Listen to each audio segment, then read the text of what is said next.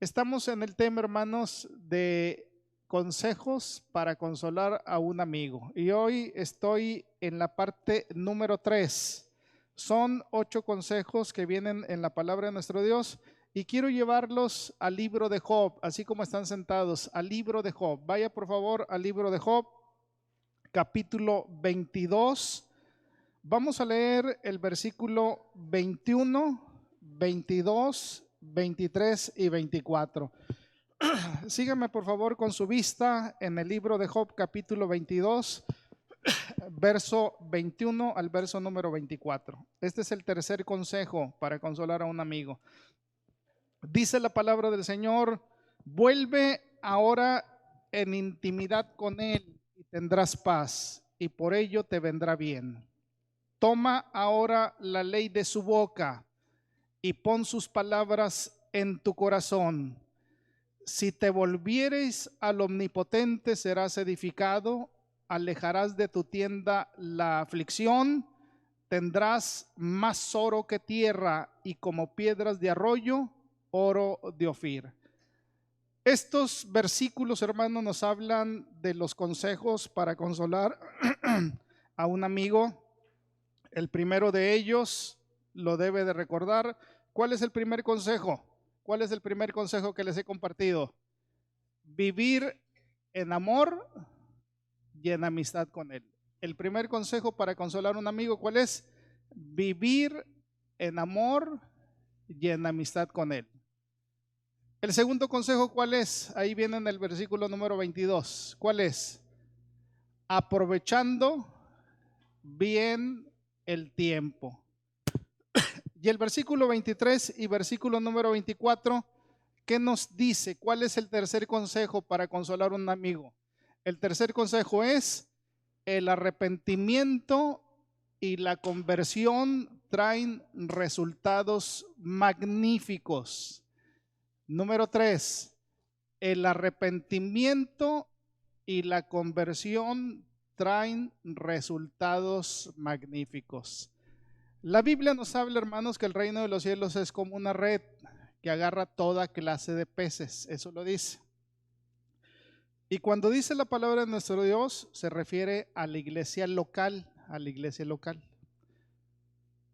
¿Cuántos han disfrutado un pez bien delicioso? A ver, ¿cuántos les gusta la pescadería o el comer mariscos? A ver, levante la mano, ¿sí? Levante la mano. Si usted es una persona conocedora de mariscos, debe de saber que hay mariscos buenos o saludables y hay mariscos malos o dañinos para el organismo. De hecho, algo que nos gusta mucho y que la Biblia lo prohíbe es, por ejemplo, el camarón, porque pues en el oriente sí se comen las cucarachas, pero en México todavía no llegamos a ese nivel para comernos las cucarachas. Esperemos de que nunca pasemos una crisis, ¿verdad?, alimenticia o alimentaria para comernos las cucarachas, pero hay países donde se comen las cucarachas. Y el camarón se come los residuos de otros animales del mar. Entonces, eso no lo debemos de comer, pero qué sabroso sabe, ¿verdad? Coctelito. El pulpo, la langosta, pero con mantequilla se le quita todo lo malo. No, muchos peces. Hay peces buenos y hay peces malos.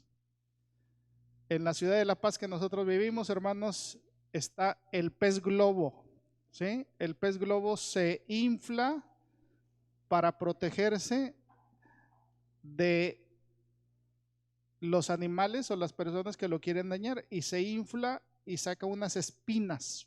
¿Lo conocen ustedes? Pero en Japón es uno de los platillos más costosos. Pero yo no lo recomiendo a un mexicano que se atreva a preparar un pez globo, porque el hígado es más venenoso que el veneno de la cobra o de cualquier otra serpiente sobre la faz de la tierra. Es altamente venenoso. Por eso vale mucho en Japón, donde sí lo saben cocinar. ¿A qué vamos con eso? Que si la Biblia dice que el reino de los cielos es como una red que agarra toda clase de peces, no todas las personas que ingresan a una iglesia, a un templo, son personas cristianas. No por el hecho de que usted sea un hijo o una hija de Dios, en automático cuando se casa y tiene un hijo o una hija o un bebé, o 2 o 3 o 4 los que tenga, no por ese hecho su siguiente generación van a ser cristianos. No porque entren personas nuevas en la semana, en el mes, en el año por esa puerta, en automático nosotros, y que cometemos un error, decirles constantemente: Dios te bendiga, hermano, Dios te bendiga, hermana, porque no sabemos de quién es hijo espiritualmente. Eso es un error que cometemos como evangélicos, en inmediatamente dar por sentado que una persona que entra a la iglesia ya es un hijo o una hija del Señor. Seremos criaturas del Señor, pero no hijos del Señor. No por el simple hecho de que mi esposa haya tenido una experiencia con el Espíritu Santo, una conversión, un llamado, al igual que yo, y que luego nos casamos y tuvimos a un hijo, Daniel. No por ese simple hecho yo voy a referirme a Daniel como un hijo de Dios en miniatura o un pastorcito en miniatura. Ese es un error, hermanos, que se cometen los pastores y cualquier miembro de la iglesia. Dar por sentado que porque nacieron en un hogar evangélico, ¿verdad? Ya por ese simple hecho, nuestros hijos y nuestras generaciones en automático son hijos de nuestro Dios. Ese es uno de los grandes errores. El tercer consejo que nos da el libro de Job es que todos, sin distinción, necesitamos pasar por el arrepentimiento y la conversión. La iglesia metodista tiene 7 doctrinas fundamentales que usted las debe de saber. El pastor Otoniel les está enseñando el Padre Nuestro y los 10 mandamientos. Yo espero que se aprenda los 10 mandamientos y el Padre Nuestro, hermanos, y las doctrinas que el pastor le está enseñando, o sea, que las aprenda bien. La primera doctrina distintiva del metodismo es la universalidad de la gracia. Todos tenemos acceso a la salvación y a la gracia del Señor.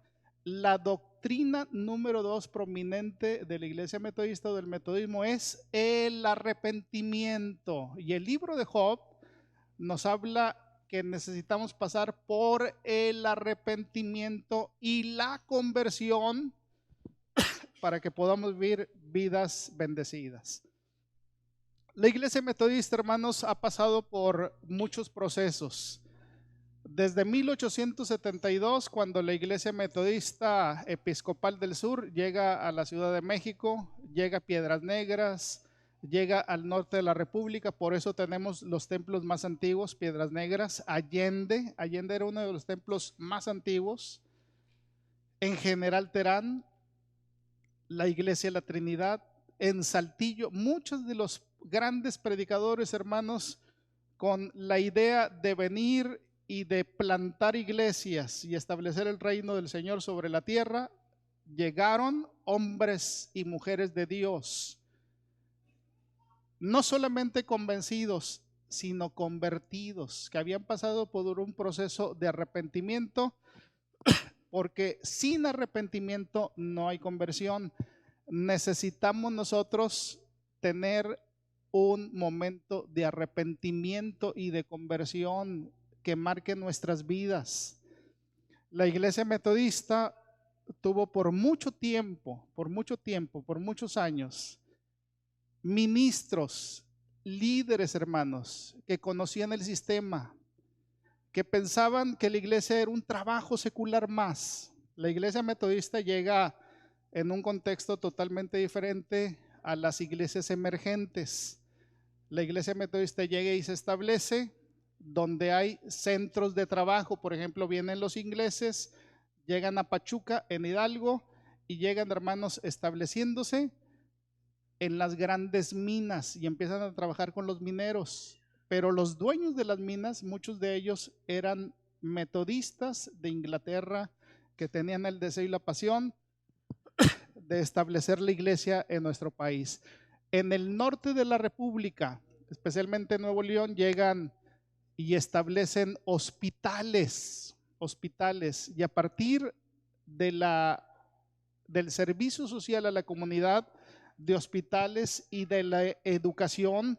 Por ejemplo, el instituto que se tiene en la ciudad de Monterrey, ahí de educación, empieza antes de las iglesias, porque la iglesia establece instituciones educativas para que a partir de ahí se empiece a enseñar el evangelio. Les hablo del Instituto Lawrence, ¿verdad? En sus 2 unidades. Es más antiguo que las iglesias. Y de esa manera, hermanos, empieza a ganar a las capas sociales para Jesucristo. De hecho, me tocó hacer el primer libro de la historia de la Iglesia de la Trinidad.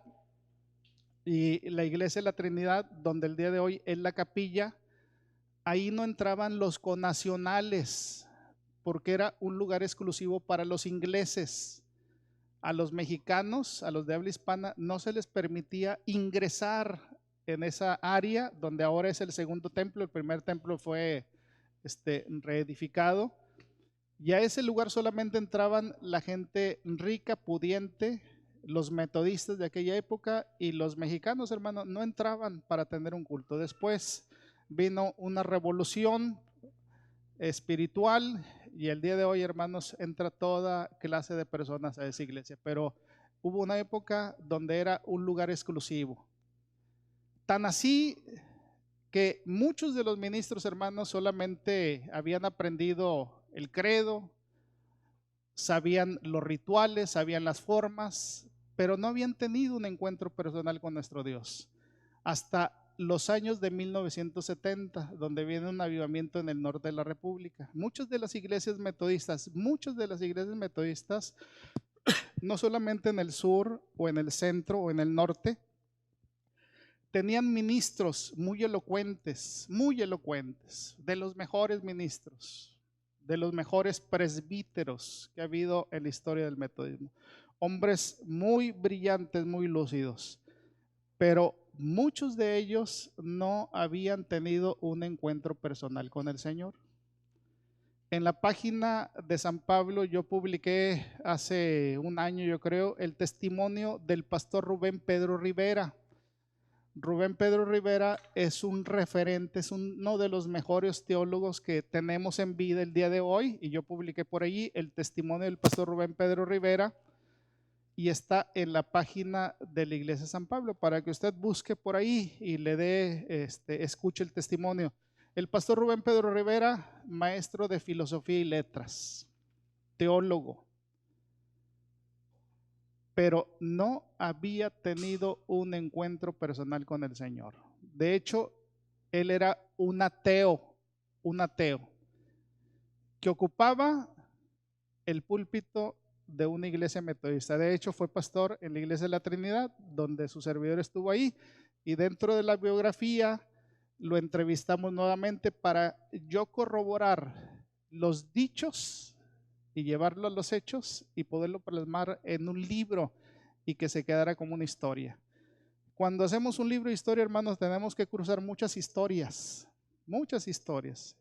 y tenemos que hacer muchas entrevistas, y de preferencia que las personas estén vivas, porque si no, hermanos, tendríamos dudas de lo que escribimos, de lo que plasmamos. Tenemos que tener el rigor científico para poder plasmar la historia de una iglesia.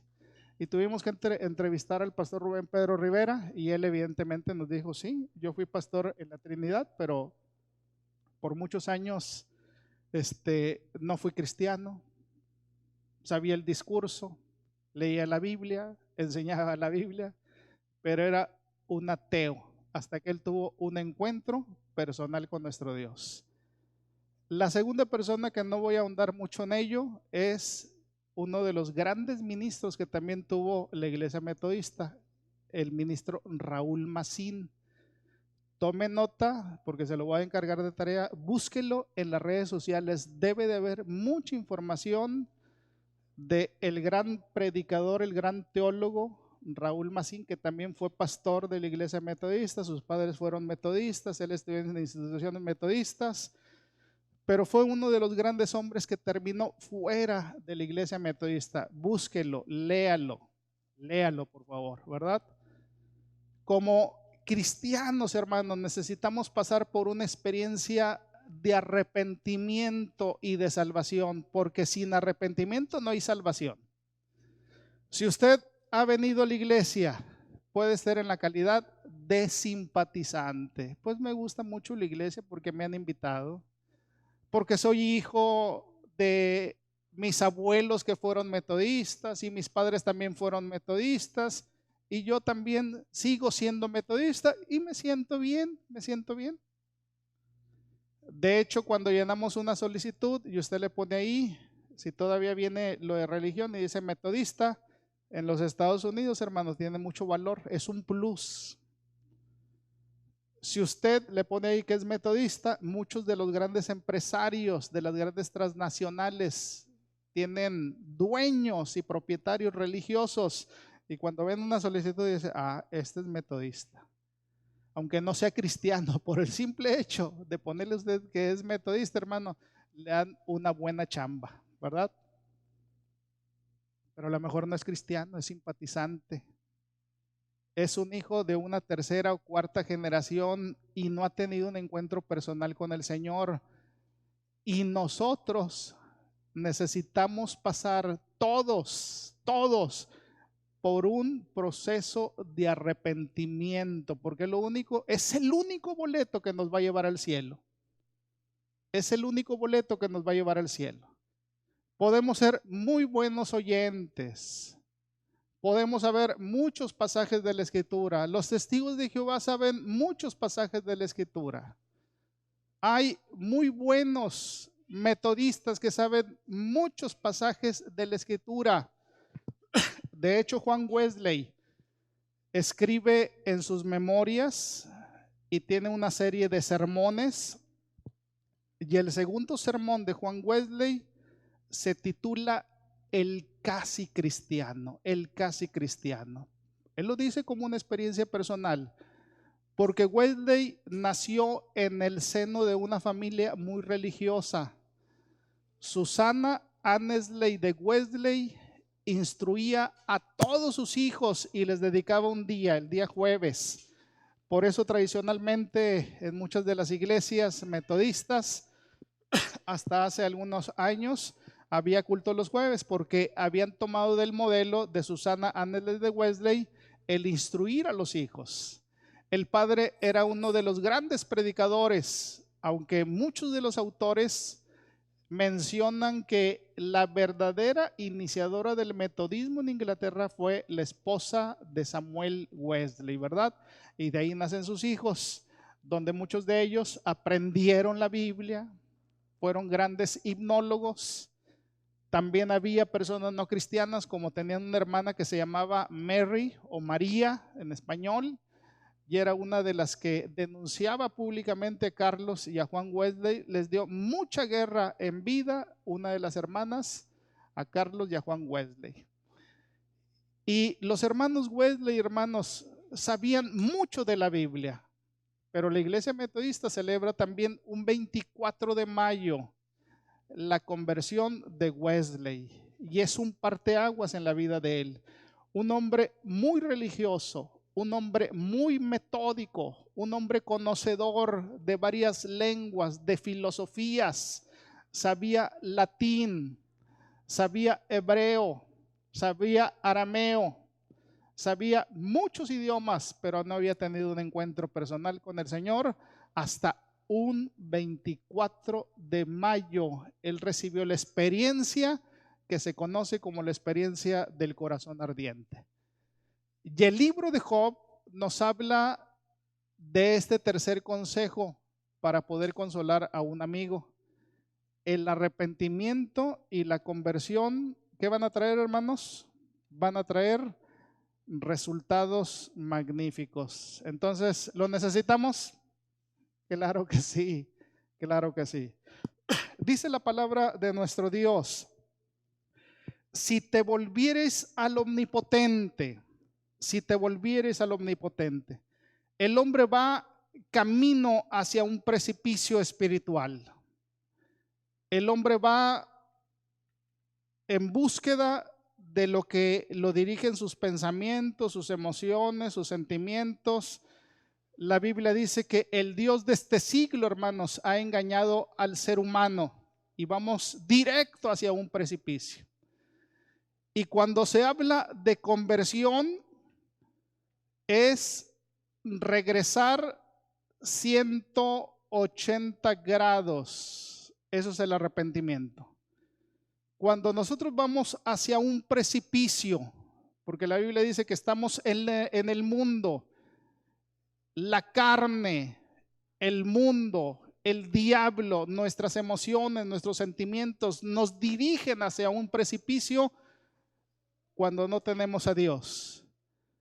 Pero cuando viene una experiencia de arrepentimiento y de conversión, el ser humano da un giro de 180 grados y empieza a tener un encuentro, un momento de alabanza, un momento de adoración, y que se convierte en tiempos significativos de provecho para la vida del creyente.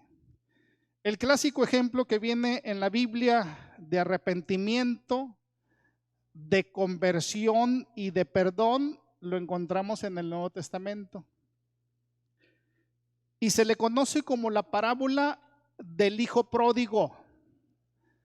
Aunque realmente el que es pródigo es el padre, no es el hijo, se los voy a explicar por qué. La parábola del hijo pródigo. Que por cierto estoy preparando una serie de sermones. Yo espero que uno de los últimos domingos, el 2 de junio, predique ese sermón, ¿verdad? Lo voy a tratar de sintetizar porque son 8 partes igual que este sermón. Así es que lo voy a tratar de sintetizar el domingo 2 de junio, que lo predicaré aquí en la iglesia. Y la parábola del hijo pródigo es cuando este personaje le pide la herencia a su padre. Yo creo que ya lo ha leído usted, ¿verdad?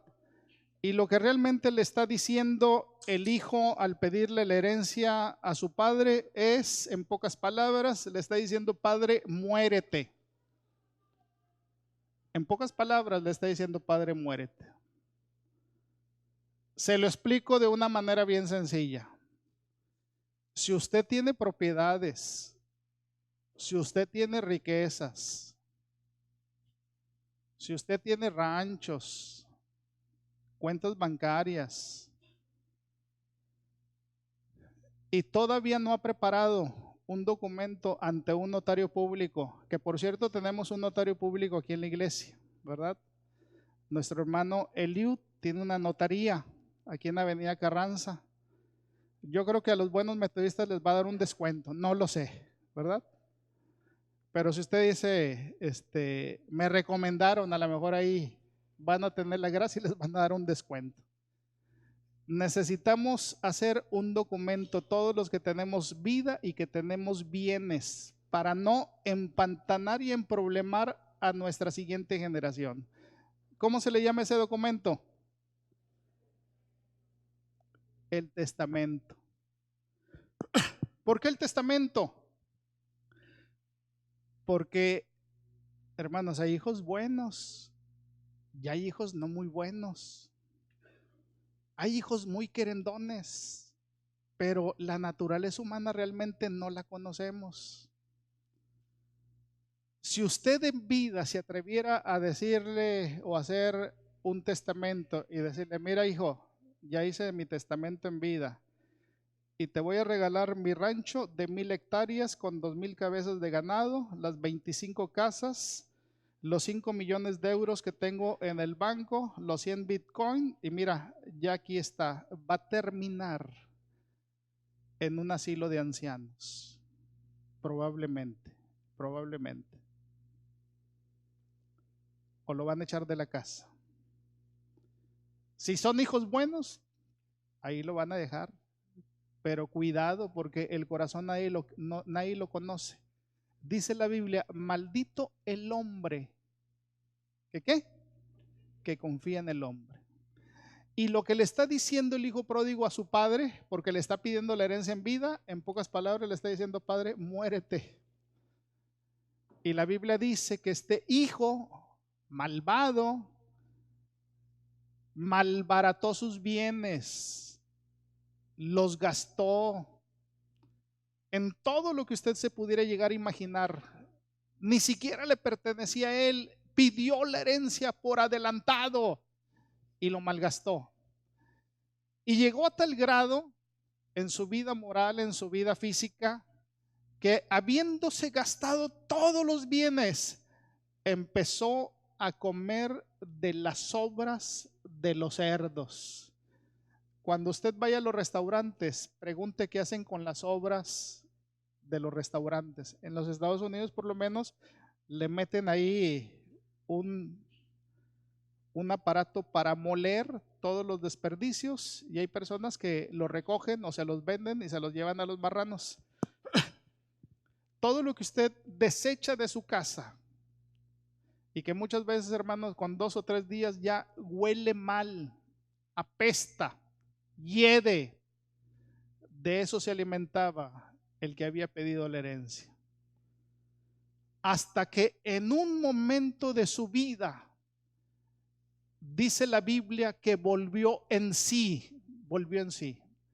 Aquí está el momento del arrepentimiento, donde él va en un camino hacia un precipicio moral, espiritual, físico,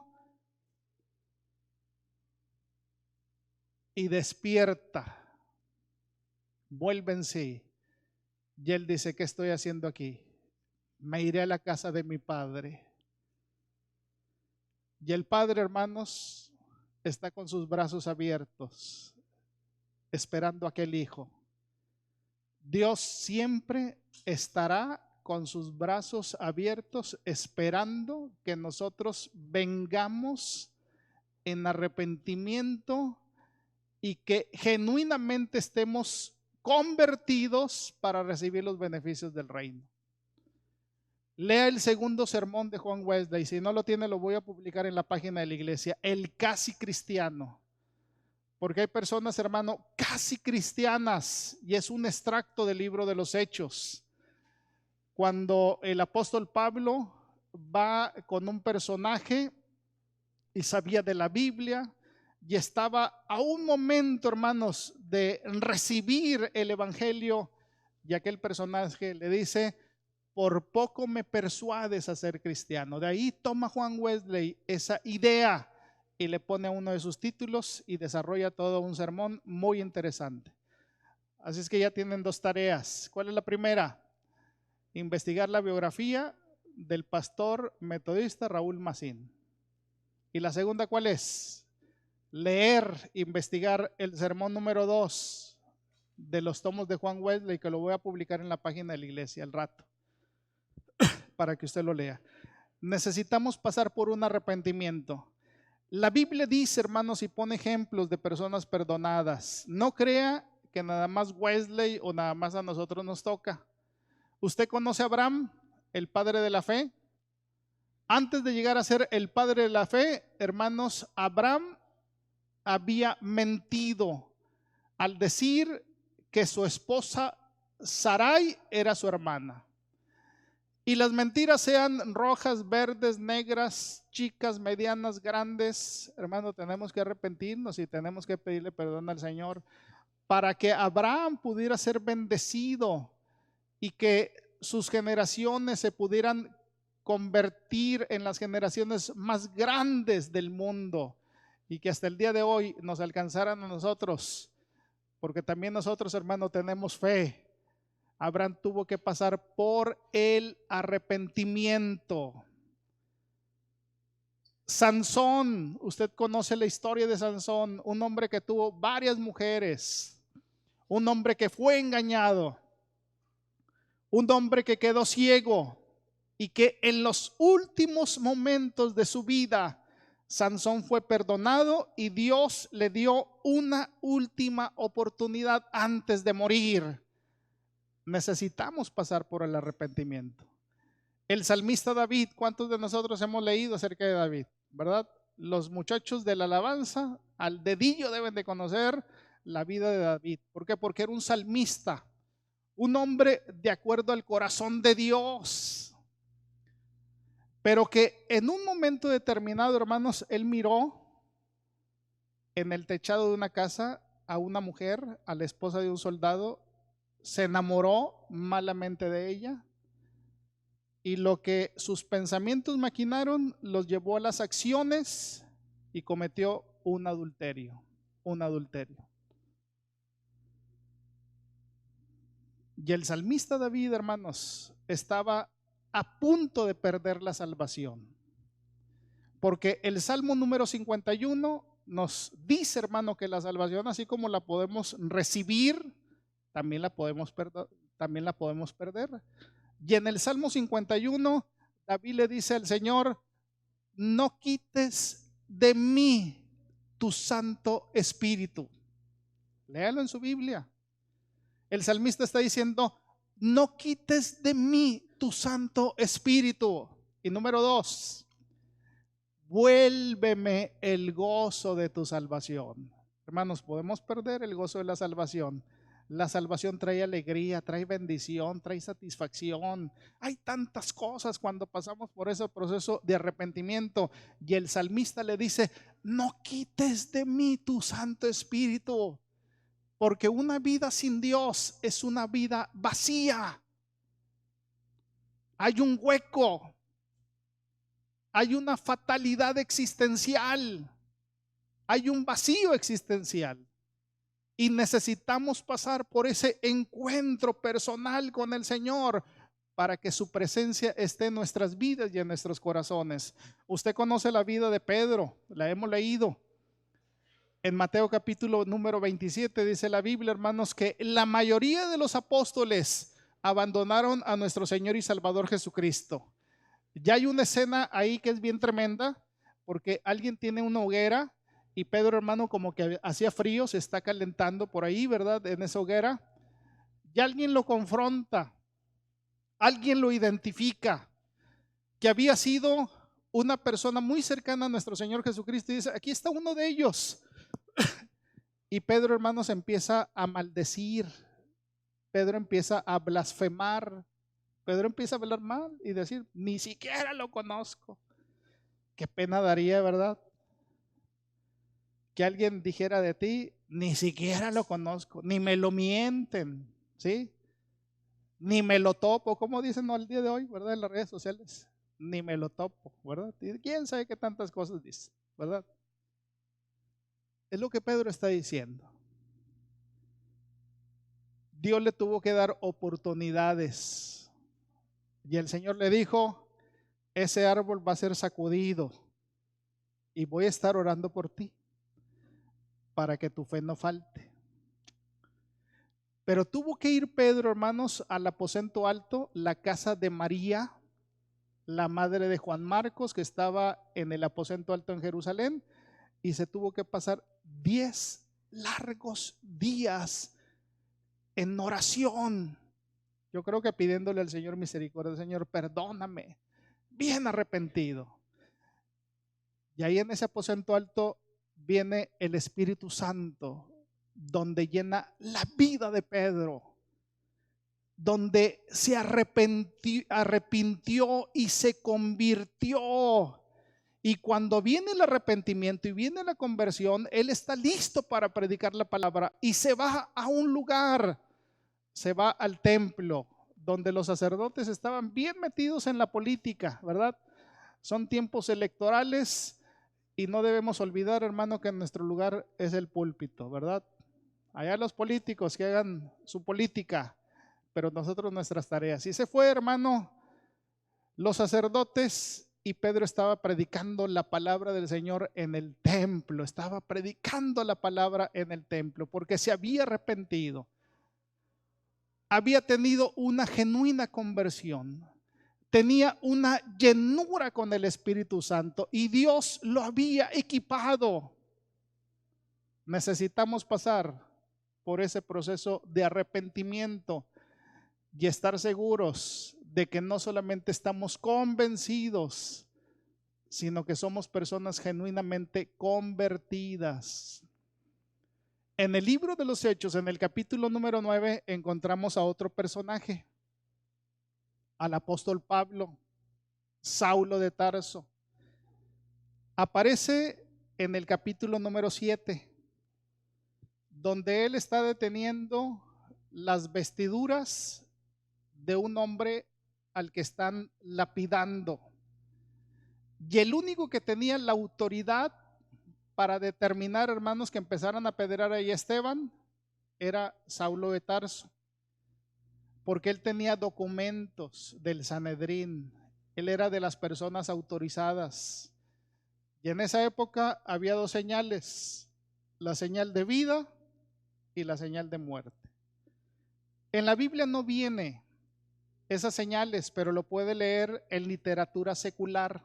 Hay mucha literatura secular de los griegos y de los romanos que no sería malo que también leyéramos, ¿verdad?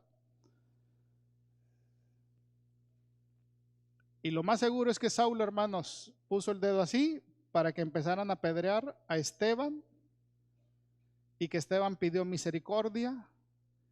Y el tener ese encuentro visual, y yo no sé si fue salpicado con la sangre de Esteban, pero eso marcó su vida. Hay personas que son muy aprensivas, algunas personas son auditivas, otras son visuales, otras son sensitivas. Y yo creo, hermanos, que con Pablo entraron en juego todos los sentidos, porque eso marcó su vida. Pero él pensaba que estaba haciendo bien, persiguiendo a los cristianos, llevándolos a las cárceles, a muchos de ellos asesinándolos en el acto, hasta que un día, rumbo al camino a Damasco, custodiado por 16 soldados, él cayó porque escuchó una voz del cielo: Saulo, Saulo, ¿por qué me persigues? Dura cosa es dar coces contra el aguijón. Y ahí en ese momento, Saulo de Tarso, hermanos, tuvo un encuentro personal con el Señor, un momento de arrepentimiento. Un hombre que tenía todas las credenciales porque él es de la tribu de Benjamín, pertenecía al Sanedrín, había sido preparado, estudiado bajo los pies de Gamaliel, de los mejores maestros de la época. Era un hombre religioso que conocía el Antiguo Testamento, conocía los profetas, conocía los salmos, conocía la religión de su época, pero no había tenido un encuentro personal con el Señor. No se había arrepentido, no tenía una conversión, no tenía un llamado, hasta que vino el Señor y marcó su vida. Por eso necesitamos tener un encuentro personal con el Señor. Dice la palabra del Señor: si te volvieres ¿a quién? Al Omnipotente. Por primera ocasión en el libro de Éxodo viene el nombre de Dios. El nombre de Dios, conocido como el Shaddai o el Todopoderoso.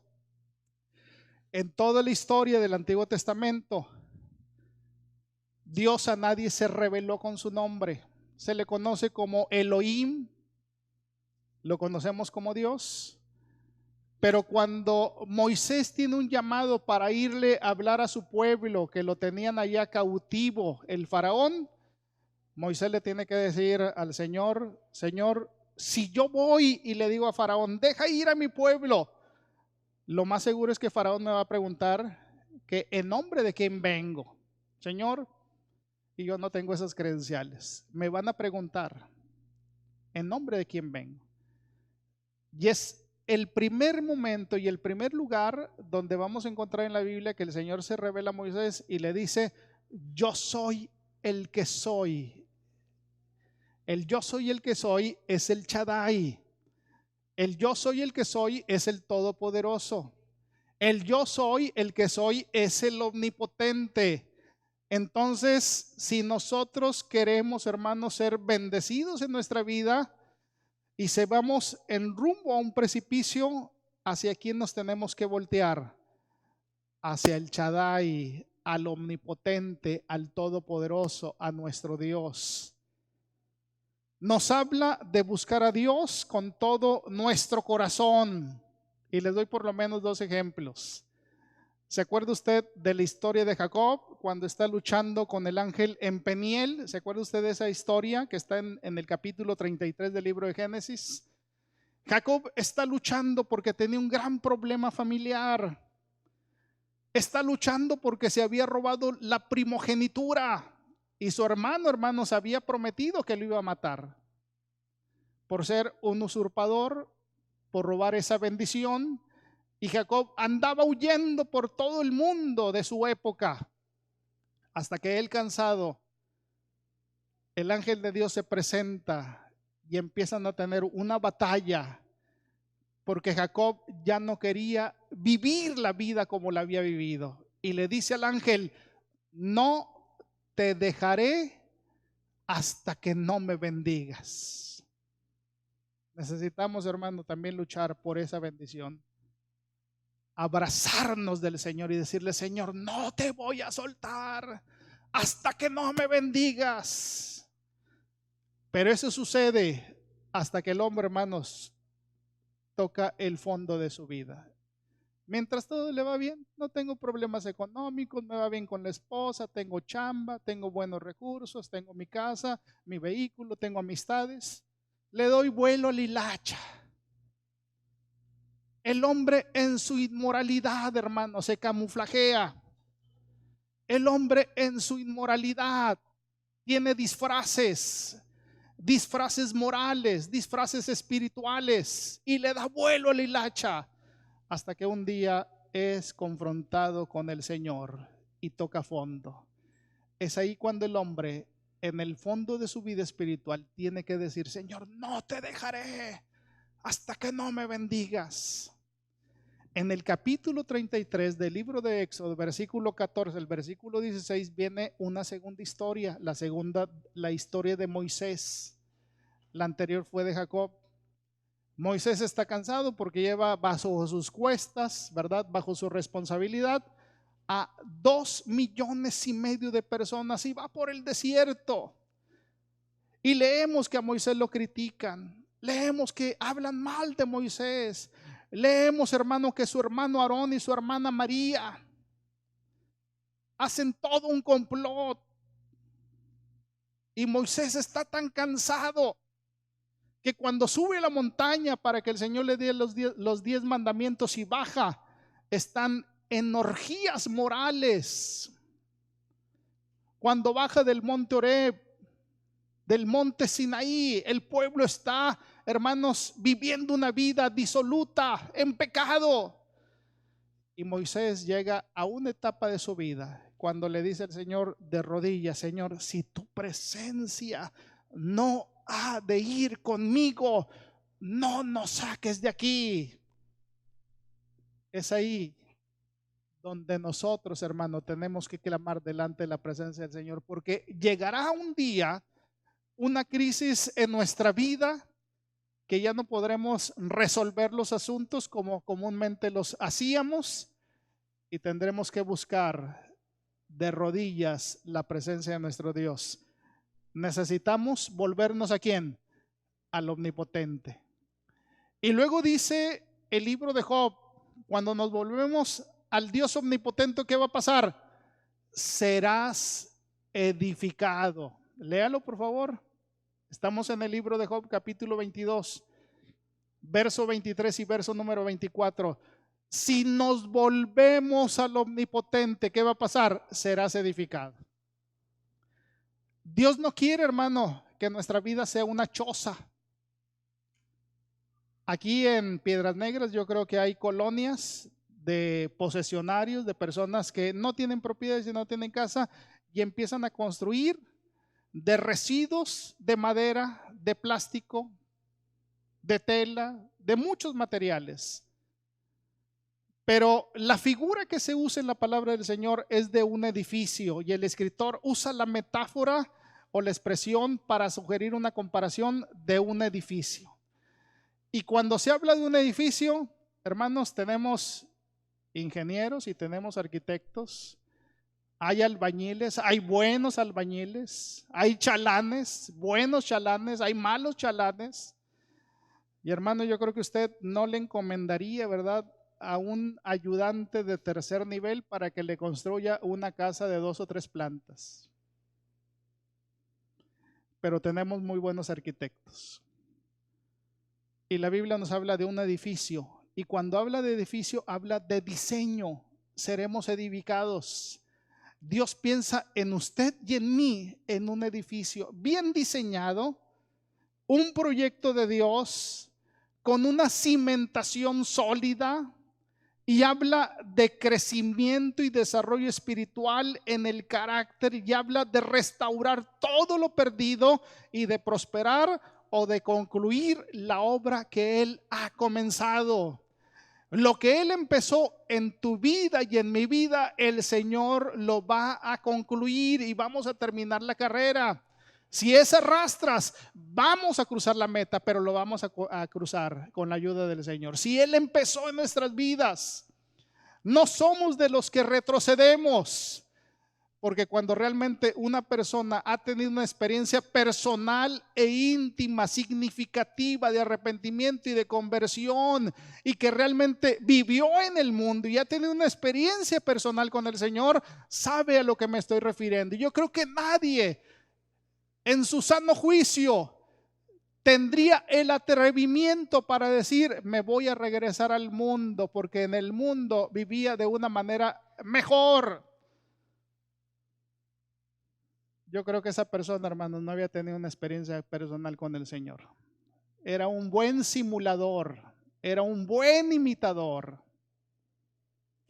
Pero una persona que ha tenido una genuina arrepentimiento y conversión, para atrás, hermano, ni para agarrar vuelo. La Biblia dice en Filipenses 1:6, estando persuadido de esto, que el que comenzó en vosotros la buena obra la perfeccionará hasta el día de Jesucristo. Y Pablo, hermanos, la llevó para que en su vida fuera ejecutada. A Pablo lo asesinaron, a Pablo lo mataron. Hasta ese nivel, hermano, estuvo dispuesto a morir por nuestro Señor y Salvador Jesucristo. Y luego vea lo que dice la frase: alejarás de tu tienda la aflicción. Cuando usted y yo, hermano, nos volvemos al omnipotente, si nos volvemos al omnipotente, seremos edificados. Y alejarás de tu tienda, ¿qué? La aflicción. ¿Qué significa alejar? Bueno, nos habla de quitar, de echar fuera todo aquello que afecta nuestra vida, nuestro hogar y nuestra familia. Y para poderlo ilustrar solamente voy a usar 2 versículos. Vaya por favor a Efesios capítulo 4, verso 30 y verso número 31. Cuando dice la Escritura: no contristéis al Espíritu Santo de Dios, con el cual fuiste sellado para el día de la redención. Ya no tenemos el sello de Made in México. Ahora tenemos el sello Made in el reino de los cielos, ¿verdad? El Señor quitó ese sello. O a lo mejor, hermano, traemos un sello pirata, ¿verdad? Que ahora hay tantas cosas de piratería. Me da risa con una aplicación, ¿verdad?, que le hacen ahí. No sé si es buena propaganda o mala propaganda. Que ven unos muebles grandotes y cuando lo reciben, hermano, es una cosa en miniatura. Y piensan en un carro grandote y le reciben, hermanos, una cosa chiquita, ¿verdad? Cuando Dios hace las cosas, las hace buenas, agradables, perfectas. No contristéis al Espíritu Santo de Dios, con el cual fuiste sellado para el día de la redención. Y mire, quítese de vosotros toda amargura. Y aquí vamos entrando ya en terreno bien pantanoso, hermanos, bien pantanoso. Porque lo que nos está diciendo la palabra del Señor es que si tú eres una persona amargadita, así chiquititita. Eres una persona amargada en miniatura. Te estás alejando de la fuente del poder y de la bendición y necesitas venir a experimentar la presencia del Espíritu Santo. Porque con el Espíritu Santo, hermanos, aquí lo dice, quítese de vosotros, de nosotros, ustedes y yo, toda amargura. No podemos vivir vidas amargadas, porque vamos a contaminar a las otras personas. Y una vida y una persona amargada en una familia va a contaminar a los otros integrantes de la familia, que cuando un integrante de la familia que dice que viene San Pablo y los otros integrantes que no son cristianos le dice, acompáñame a la iglesia, porque ahí se respira un ambiente de bendición y de felicidad. Sí, chuchis. Sí, cómo no. El Espíritu Santo, hermanos, deja huella, el Espíritu Santo deja marca y se debe de quitar de nosotros toda amargura. Y mire, lo sube a un siguiente nivel. Quítese de nosotros todo enojo. No levante la mano los que son enojones, hermanos, ¿verdad? No levante la mano. Y lo dice, ira. Y es que no, yo salí a mi abuelo. Espérate, no le eche la culpa al abuelo. El abuelo ya está sepultado. El abuelo era un pan de dulce. No seas amargoso. No seas enojón o iracundo. Porque no se ve y no se nota en tu vida la obra del Espíritu Santo. Gritería, maledicencia. Hermanos, el cristiano dice maldiciones. Algunos sí. Debe de decir, no debe de decir. Pero hay personas, hermano, que se ponen al tú por tú con la gente del mundo. No, es que para bajarme a su nivel. No, espérate. No te bajes al nivel de nadie. Dios te ha dado un carácter, un temperamento. En el diccionario hay tantas palabras tan bonitas para podernos comunicar con la gente y no necesitas ser una persona maldiciente para que te puedas explicar y que te puedan entender. Necesitas ser una persona que puedas caracterizarte como un hijo o una hija del Señor. Y toda malicia. Dice, alejarás de tu tienda la aflicción. El Señor quita toda la aflicción de nuestras vidas, de nuestra tienda. Las tiendas eran donde vivían los pueblos nómadas, seminómadas, y era la figura del hogar donde se brindaba la protección. Y ahora la Biblia dice que somos templo del Espíritu Santo. Antes se construyó un tabernáculo, antes se construyó un templo, donde ahí estaba toda la gloria del Señor. Pero en el Evangelio según San Juan, en el capítulo 1, verso 1 y verso número 2, la Biblia dice que habitó entre nosotros. La palabra habitó en el griego koiné dice tabernaculó. Es una palabra media rara. Pero si la dejamos solamente y habitó, tabernáculo, puso en nuestras vidas la tienda de campaña. Y el apóstol San Pablo, hermano, lo entiende muy perfecto y la traduce en palabras muy entendibles. Y dice que en nosotros habita toda la plenitud de ¿quién? De la deidad. Entonces ya no está el tabernáculo, ya no está el templo. Ahora usted y yo somos ¿qué? Templo del Espíritu Santo. El Señor habita en nuestras vidas. Entonces, ¿qué tenemos que hacer? Darle toda la gloria al Señor. Cuando una persona se ha arrepentido, cuando una persona va hacia el borde del precipicio, el Señor lo regresa, hermano, y tiene un encuentro personal con el Señor de arrepentimiento y de conversión. Dice la Biblia que el Señor va a quitar la aflicción. ¿Qué es la aflicción? Lo que nos preocupa. La aflicción es lo que nos inquieta. La aflicción es lo que nos causa tristeza o angustia y Dios lo va a quitar. Él lo ha prometido. Por eso en Isaías capítulo 58, verso número 6 dice: ¿no es más bien el ayuno que yo escogí, desatar las ligaduras de impiedad, soltar las cargas de opresión, dejar ir libres a los quebrantados y que se rompa todo yugo? Cuando tenemos una experiencia personal con el Señor, ya no hay ligadura, ya no hay atadura, ya no hay cargas. El yugo, hermano, se rompe, el yugo se pudre a causa de la unción. Y usted y yo podemos ser libres en el nombre de nuestro Señor y Salvador Jesucristo.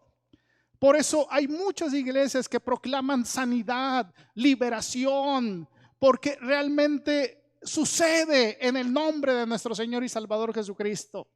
El drogadicto, hermanos, es liberado. El alcohólico, la prostituta, el pecador, no importa en qué grado o en qué magnitud lo está viviendo, cuando se tiene un encuentro personal con el Señor, un arrepentimiento genuino, Dios viene, hermanos, y nos perdona y nos salva a través de su sacrificio que hizo en la cruz del Calvario, donde derramó su sangre preciosa, donde anuló el acta de los decretos que era contraria a nuestras vidas, clavando en la cruz, despojando a los principados y a las potestades, y los exhibió públicamente, triunfando sobre ellos en la cruz. Cuando usted y yo vamos a ese momento en la cruz del Calvario, donde podemos experimentar que su sangre preciosa nos limpia, nos lava, nos redime, nos rescata, y le decimos: Señor, perdóname porque soy una basura.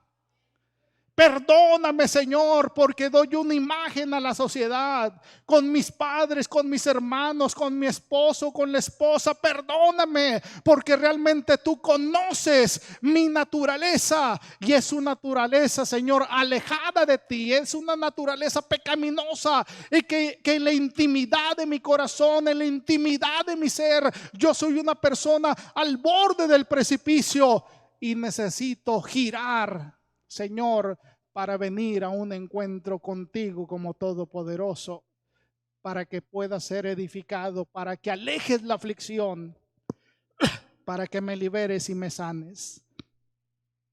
Dice el verso número 9 de Isaías capítulo 58. Una vez que haya pasado todo eso, dice: entonces invocarás. No podemos invocar hasta que no haya pasado lo anterior que dice el texto del versículo número 6 al versículo número 8. Porque en el versículo número 9 dice: entonces invocarás y te oirá Jehová, clamarás y dirá él: heme aquí. Necesitamos el arrepentimiento, necesitamos la conversión para que Dios escuche nuestra oración, para que Dios conteste nuestra oración. Hay personas que son muy honestas. Hay personas que tienen buenos motivos. Pero en el mundo, hermanos, hay mejores imitadores que muchos cristianos, que muchos que se congregan en muchos templos. Por eso necesitamos un genuino arrepentimiento, una genuina conversión, y estar plenamente seguros de que estamos en la mano del Señor para no extraviarnos. Usted y yo conocemos el pasaje de Jeremías cuando dice: clama a mí, ¿y qué dice? Y yo te responderé. El clamar no es una oración, hermanos, en nuestros pensamientos, son válidas.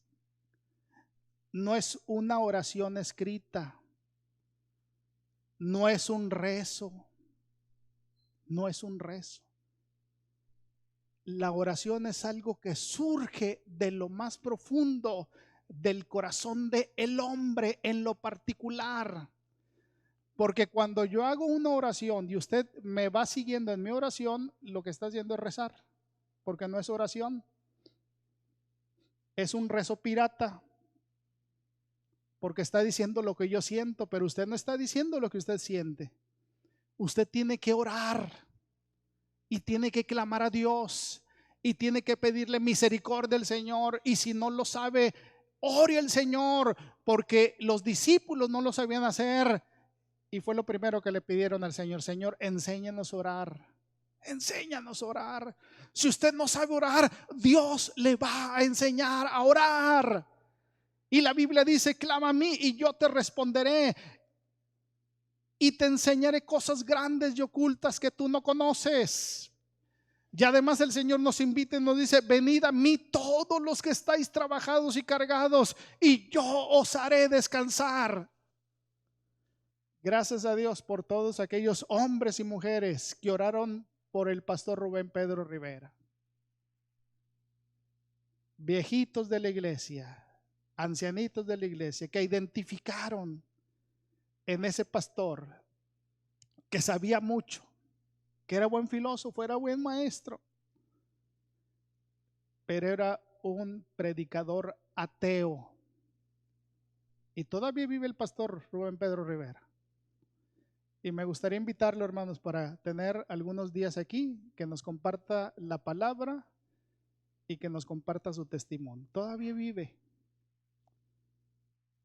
Pero hubo pastores, hermanos, que no quisieron buscar al Señor.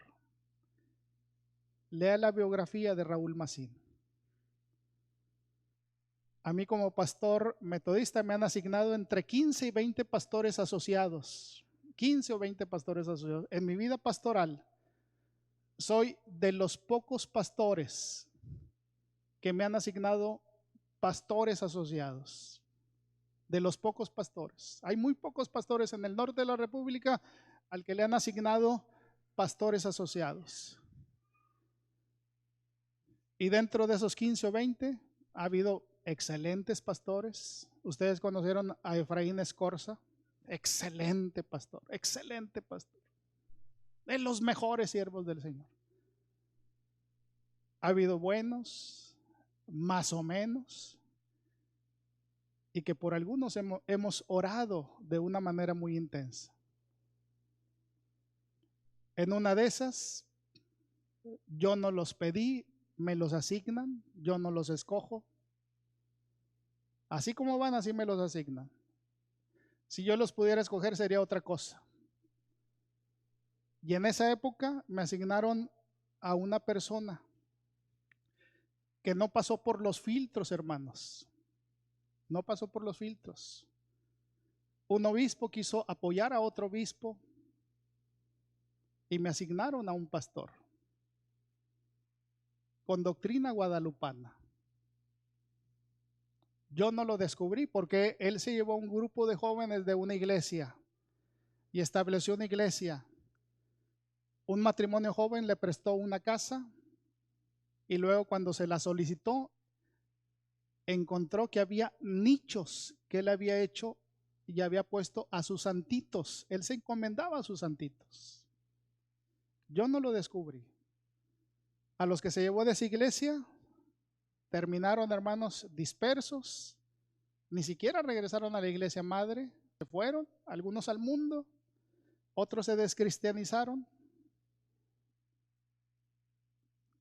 Y ese líder en su cama tenía una imagen de la Virgen de Guadalupe.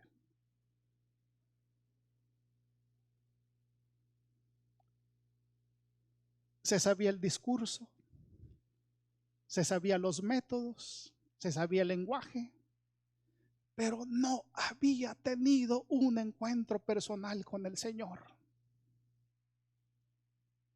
Yo cada día tengo que ponerme a cuentas con el Señor y decirle: Señor, perdóname, Señor. Porque hay personas que dicen: pues es que no tenía en qué trabajar y vi una oportunidad en la iglesia y me metí por ahí. No, cuidadito, hermanos, cuidadito. Pues es que troné todas las materias en donde estaba y vi como última oportunidad y me metí al seminario Juan Güell. Malo el asunto, malo el asunto. No es una chamba. Tenemos que tener un genuino arrepentimiento y estar seguros de que estamos convertidos para el Señor y que tenemos un llamado de parte de Dios. un llamado de parte de Dios. Porque si no nos vamos a parar aquí, hermanos, y enseñar doctrinas humanas que los van a extraviar, que los van a confundir. Necesitamos tener el temor de Dios para analizar nuestra vida y nuestro corazón, y que detrás de la palabra esté el respaldo del Espíritu Santo en la vida de ustedes como creyentes, en la vida de nosotros como siervos del Señor. Y tenemos que ser pastores responsables. Y ustedes también tienen que ser cristianos responsables al decir: Señor, dame una experiencia con tu Espíritu Santo. Porque cuando tenemos el arrepentimiento y la conversión, vendrán tiempos magníficos. Termino con lo siguiente. Vea lo que dice el verso 23 y el verso número 24. Tendrás más oro que tierra, y como piedras de arroyo, oros de Ofir. Y aquí tengo que hacer una aclaración, ¿verdad? Porque no me estoy refiriendo a la teología de la prosperidad, sino a la teología bíblica mencionada en este pasaje. Y mire, se lo voy a explicar bien sencillo, hermano. Cuando la iglesia metodista llega a nuestro país, llegó con capas sociales muy específicas. Estableció escuelas, estableció hospitales y llegó a capas sociales totalmente diferentes que las iglesias emergentes. Muchas de las iglesias emergentes son iglesias pentecostales, iglesias asambleas de Dios, Castillo del Rey, comunidades cristianas. Hay muchísima diversidad en nuestro país. La mayoría de ellos llegaban a grupos sociales vulnerables, trabajando en las periferias, y empezaron a trabajar con gente muy humilde, hermanos, muy humildes, con mucho respeto. Empezaron en casitas, en hogares, en barrios, en vecindades, y empezaron a adquirir propiedades y fueron prosperando. Y el día de hoy, muchas iglesias emergentes, los miembros de esas iglesias, con su esfuerzo, terminaron la primaria, la secundaria, la preparatoria. En muchas de esas iglesias hay personas brillantes, muy inteligentes, y que Dios los sacó del anonimato y los llevó, hermanos, a una plataforma de bendición. Y ahora son personas bendecidas en la educación, en lo social, en lo económico. Con ustedes no se diga, hermanos, porque yo he preguntado que cuántos albañiles tenemos aquí en la iglesia. No tenemos albañiles, hermanos. Pero sí hay ingenieros y sí hay arquitectos. Tenemos maestros. La mayoría de la gente es profesionista, gracias a Dios.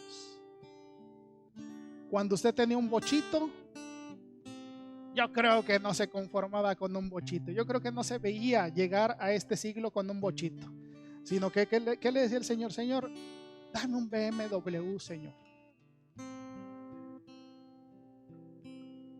Aunque sea un Meche, Mercedes-Benz, Señor, dame un Mercedes-Benz para ir ahí a la iglesia. ¿Verdad que sí, hermanos? ¿Qué dijo usted? Ya viví toda mi vida en el mundo nuevo. Ahora quiero irme al mundo nuevo, al de allá de arriba. Vivía en una vecindad y usted oraba y le decía: Señor, prospérame, bendíceme. Porque en la medida en la cual sea prosperado en la vida, en la medida en la cual sea bendecido, Señor, voy a bendecir a tu iglesia. Señor, bendíceme. Yo creo que no es una oración, hermanos, de teología de la prosperidad. Es una teología básica, bíblica, que viene en la palabra del Señor. Porque la Biblia dice que seremos bendecidos. Que seremos bendecidos. Cuando yo empecé el ministerio, mi padre, sin ser evangélico, sin ser protestante, yo hablé con él y me dice: mira, Rodolfo, si ese Dios que te dices que Él te va a sostener, yo no te puedo dar nada. Yo les he compartido, hermanos, que fuimos 13 hermanos, 13 hermanos. Y me dice mi papá: hijo, pero tienes todo mi apoyo moral. Y yo le dije: papá, es todo lo que yo necesito. Es todo lo que yo necesito. Yo ingresé al seminario de una manera muy particular, muy particular. Yo estaba estudiando, tenía una cuenta bancaria y Dios me llamó así y me fui así tal y como estaba vestido. El primer choque cultural fue con el director y la decano, porque me dijo: aquí cobramos una mensualidad y cobramos una inscripción. Yo le dije: yo eso no lo he leído en la Biblia. Te me regresas a tu iglesia. En la iglesia había muchos seminaristas que a nadie de ellos les habían pagado ni mensualidades ni la enseñanza, y fui el primer seminarista de la iglesia de San Juan donde nos pagaron, hermanos, toda la carrera en el seminario Juan Wesley, pero no se requirió los 4 años. Al tercer mes Dios empezó a proveer, empezó a proveer, empezó a proveer hasta que terminé la carrera. Dios abre las ventanas de los cielos y derrama bendición hasta que sobreabunde. Mi padre me dijo: Rodolfo, tienes todo mi apoyo moral. Y cuando pidieron a Norma, ¿verdad?, la segunda enseñanza de mi padre, cuando le dice a mi suegro Roberto: don Roberto, pues yo no sé de qué va a vivir mi hijo con su hija. Y yo: ay, papá, no metas la pata. Y el suegro Roberto, como buen cristiano, le dijo: mire, usted no se preocupe, él es un siervo de Dios y Dios lo va a sostener. A él y a mi hija Dios los va a sostener, no los va a dejar. Ya han pasado 38 años, hermanos, y aquí estamos. Aquí estamos. Dios nos ha bendecido. Dios nos ha bendecido. Porque aquí está la promesa del Señor. Y la Biblia dice, si usted abre en Malaquías capítulo 3, verso número 10, dice la palabra del Señor: que traigamos todos los diezmos al alfolí y haya alimento en mi casa.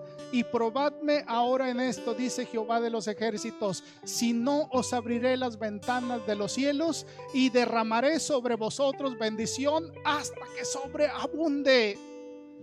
Eso se aplica en mi vida. Yo lo he comprobado, porque como pastor debo de ser el primero en ofrendar, en diezmar y en bendecir a otras personas. Porque yo pudiera tener, hermanos, una idea muy humana, decir: ¿para qué diezmo? Eso lo puedo ahorrar. ¿Para qué ofrendo? Eso lo puedo guardar. ¿Para qué bendigo a otras personas? Con eso yo me puedo quedar. Pero truncaría una bendición tan maravillosa en la palabra del Señor, que yo la he probado y el Señor en mi vida la ha demostrado. Cuando en primer lugar, hermanos, traigo mi mayordomía y la presento delante del Señor, yo he comprobado que el Señor abre las ventanas de los cielos y derrama sobre mi vida bendición hasta que sobreabunde. Si viviera hoy mi padre, si viviera hoy mi padre, me gustaría traerlo aquí a Piedras Negras, pero no vive.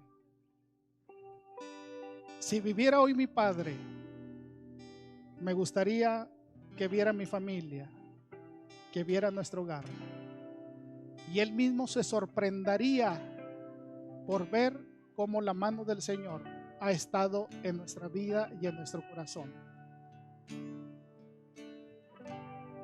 Si nosotros queremos ser consolados, número 1, ¿qué tenemos que hacer? Vivir en amor y en intimidad con el Señor. Si nosotros queremos ser bendecidos, tenemos que aprovechar bien el tiempo. Si nosotros queremos ser bendecidos, necesitamos arrepentirnos y convertirnos para que vengan tiempos de refrigerio. Puede ser que tú ya te hayas convertido en alguna época de tu vida. Pero ¿por qué no reafirmar nuestra fe y nuestra confianza y nuestra creencia hoy en el Señor? ¿Por qué no te paras y vienes aquí al altar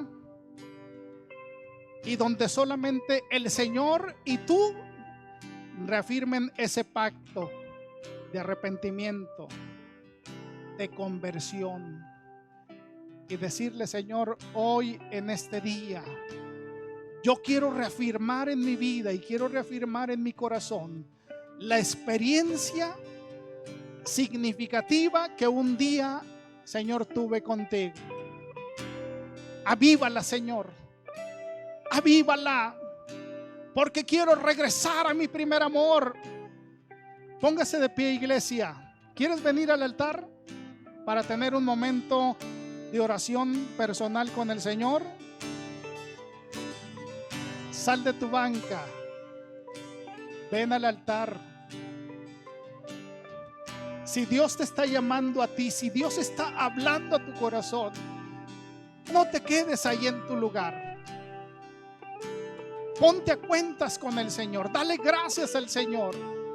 Dile: Señor, gracias por la experiencia que un día me diste. A lo mejor fue en una campaña evangelística. Puede ser que fue en un servicio especial. Puede ser que fue en un retiro, en un campamento. Yo no sé cuándo sucedió ese primer evento en tu vida,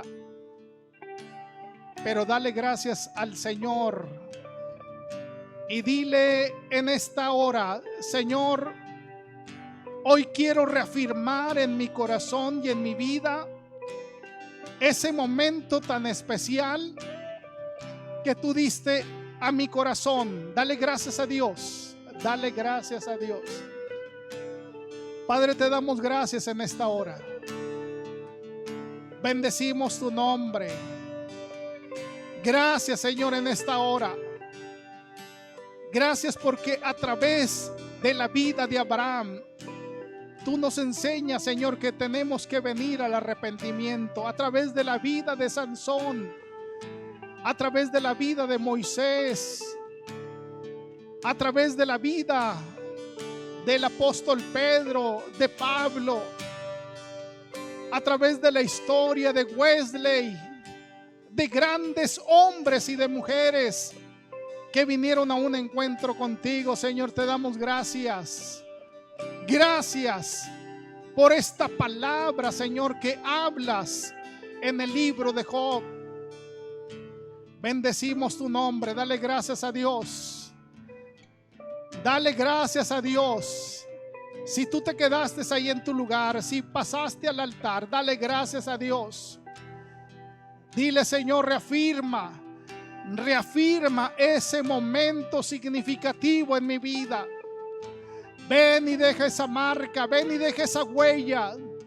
No me dejes, no me desampares. Quiero tomarme, Señor, cada día más de ti, oh Dios. Fortaléceme, bendíceme, dame de tu palabra. En el nombre precioso de nuestro Señor y Salvador Jesucristo te damos gracias. Amén y amén.